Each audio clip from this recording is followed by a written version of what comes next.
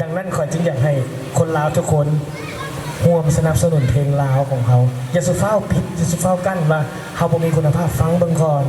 ปัจจุบันนี้บุคลากรเขาเทียบเท่ากับเจ้าแล้วบ่น้อยหน้าบ่อายไผอยู่ในอาเซียนข่อยครับประกันว่าแนวนั้นเขาบ่อายไผโอเคมาฟังเพลงนี้สุดท้ายดราม่าก่อนจบสัก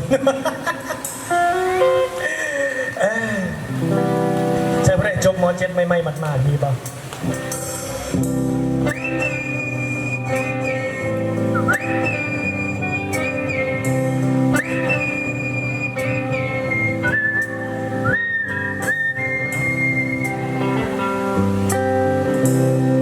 ยังเก็บมันไว้อยู่หรือเปล่า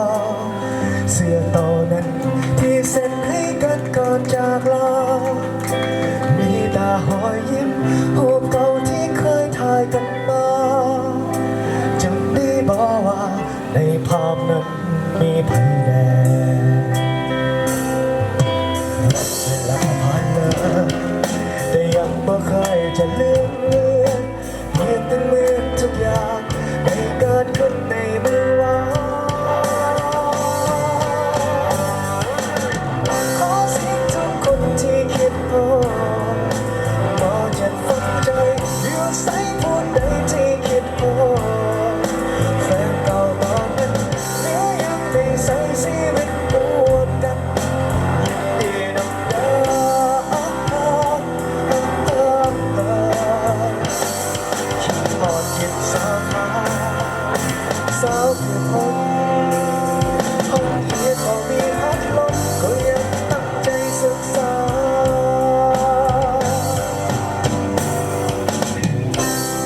ค่ำคืนและวันจะหมุนไป5 ปี10 ปีพันคืนหมื่นวันนับจากนี้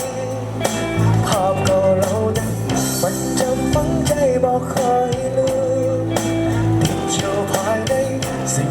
ดีๆสิ่งบอกมาแต่ภาพเหล่านั้นมันยังจำบ่ลืมเลือนยังเป็นเหมือนทุกอย่างได้เกิดขึ้นในเมื่อวานขอเสียงทุกคนที่คิดพอจะตั้งใจอยู่ใส่ผู้ใดที่คิดพอแฟนเก่าตอนนั้นหรือยังได้ใส่ชีวิตร่วมกันยินดีนำเด้อ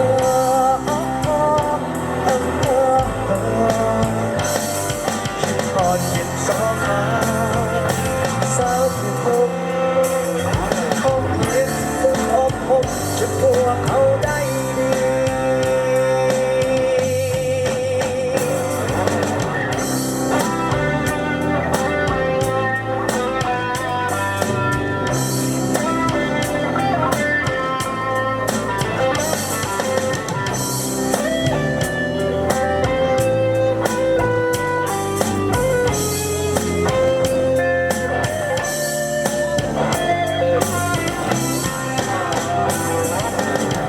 ขอเสียงทุกคนที่คิดว่าจะตั้งใจอยู่ใส่ผู้ใดที่คิดว่าแฟนเก่าตอนนั้นก็ยังได้ใส่ชีวิตร่วมกันที่นำเด้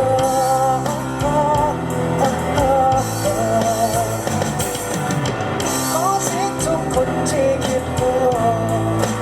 าจะตั้งใจอยู่ใส่ผู้ใดที่คิดว่าแฟนเก่าตอนนั้นหรือยังได้ใส่ชีวิตร่วมกันยินดีนำเด้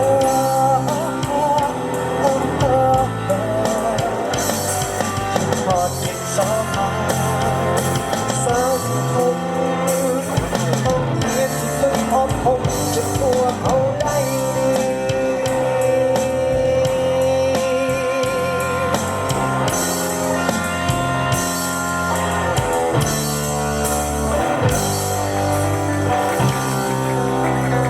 พร้อมเจอ